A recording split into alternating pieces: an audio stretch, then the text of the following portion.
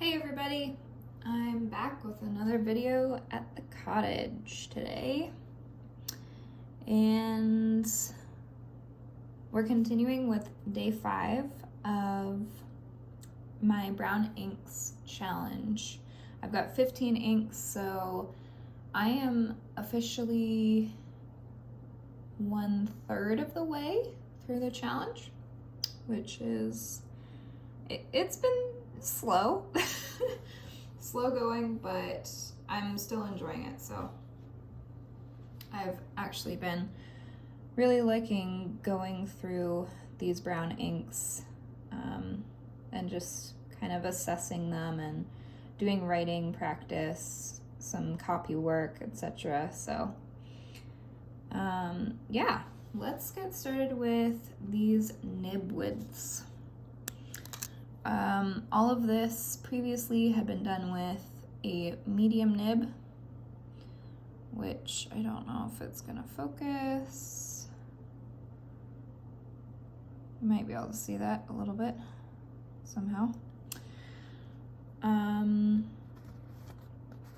Okay, so yeah, we're gonna start with the extra fine. Okay, wow, I don't remember if I told you that we're using Diamine Nutcracker today, but it's an Inkvent ink, and supposedly it's supposed to be a sheening ink. So far, I've mostly seen just some nice shading happening. I haven't seen a whole lot of sheen yet on this with the writing that I have done. So here is the Lamy extra fine nib.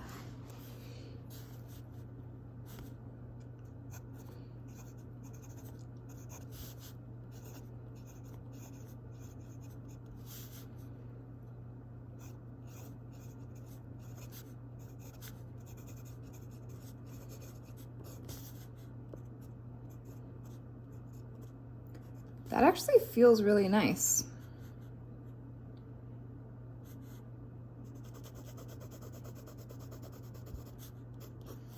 It's fairly smooth, all things considered, seeing as it's an extra fine. And let's see what the fine nib looks like here.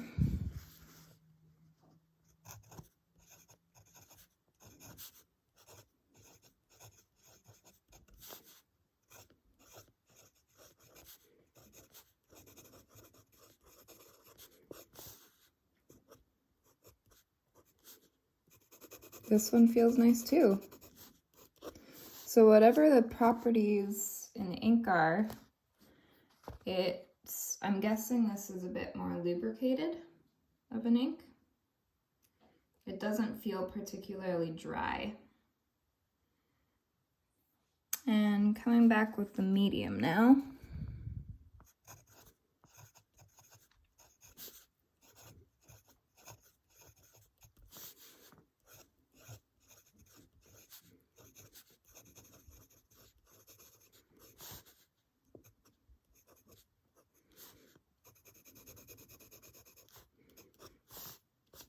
Lovely. Let's see what the broad looks like now. And keep in mind, all of these are steel nibs. Let's try priming that a little bit.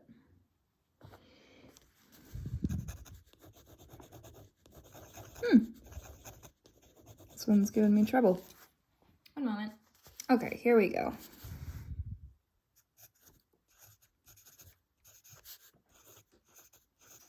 Very smooth.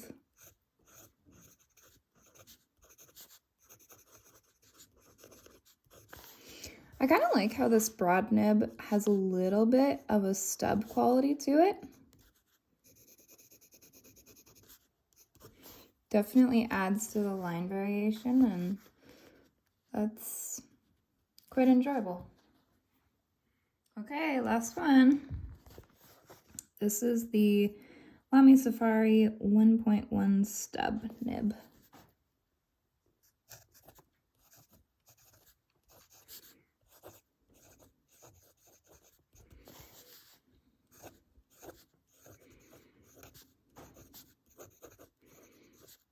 Oops, I guess I smudged it.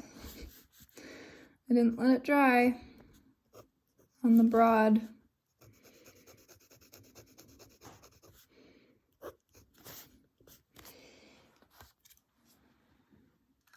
The broad nib definitely puts down more ink, for sure. It's a wetter nib. Okay, let's give you a better look here. You can really see that color. This is, at the moment, we've got fantastic lighting, so that color is actually quite good. I'm enjoying it, so I am actually quite excited to do more copy work and journaling with this. And right now, I think that I would be inclined to go with either the fine, the medium, or the broad. But I would honestly say that all of these nibs work just fine with this ink. None of them were like scratchy or just unpleasant. So yeah, all of them look pretty wet. And yeah, I do like that shading that's happening. I really wonder if we're gonna see any sheen. I'll have to take a look at that after I've done a bunch more writing. So yeah, I'll see you back.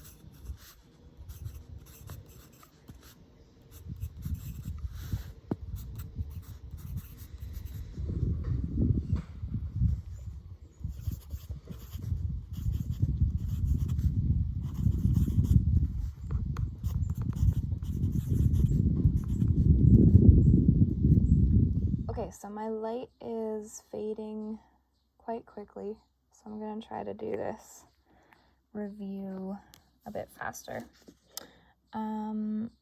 So overall, I did enjoy Diamine Nutcracker. I did give it an overall rating of 8 out of 10.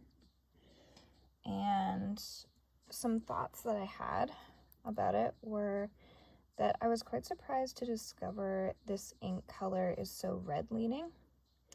I actually quite like it, and it works beautifully in every nib that I had. All of these looked really nice, and they felt nice too. They weren't scratchy, they weren't like too wet. I ended up going with the broad nib for my writing samples. Up here is the Lamy medium, and that actually looks super nice too. As far as the color rating, I would give it a 7 out of 10. I did enjoy it. It's not my favorite ever, but it was nice.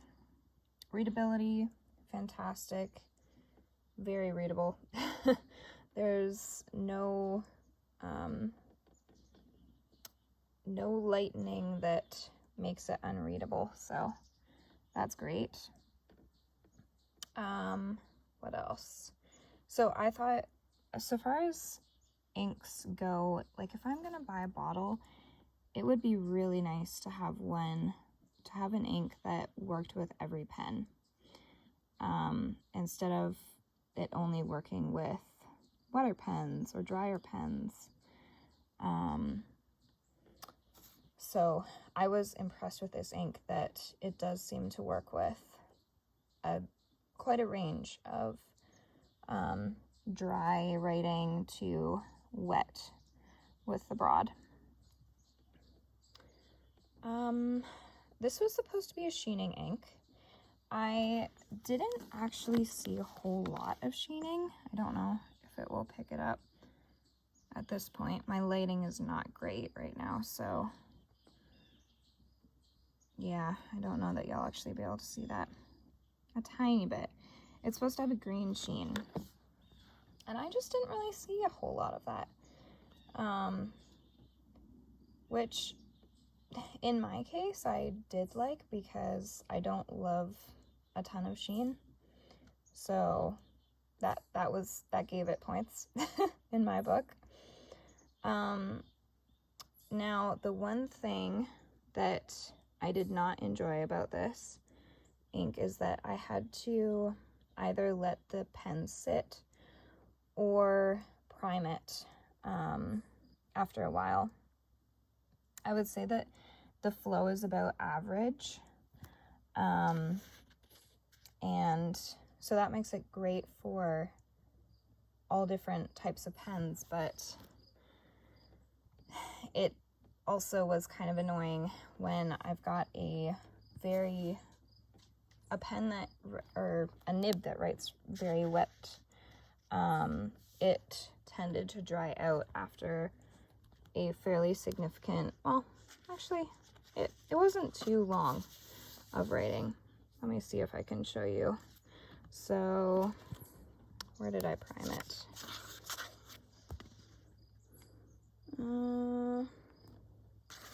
This is where I started writing with it again.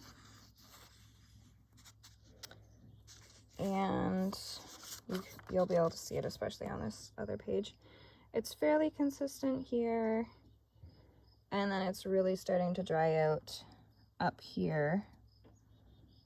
So then,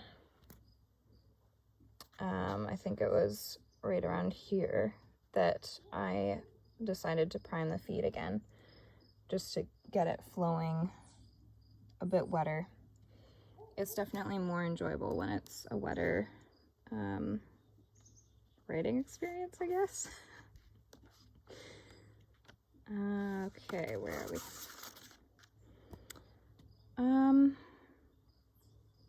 Yeah, I think that's pretty much it. I think that the reason the Lamy Safari Extra Fine nib did so well is because this ink is a bit more lubricated. It doesn't feel as watery. It feels more slick, like oily, I guess is how I would describe it. Yeah.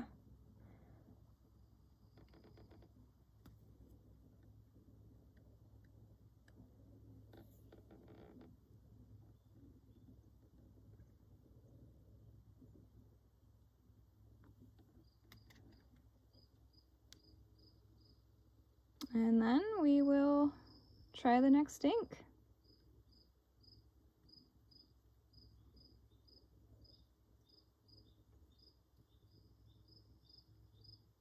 enjoying cottage life right now. Did you see that red poking out there? That means fall is on its way.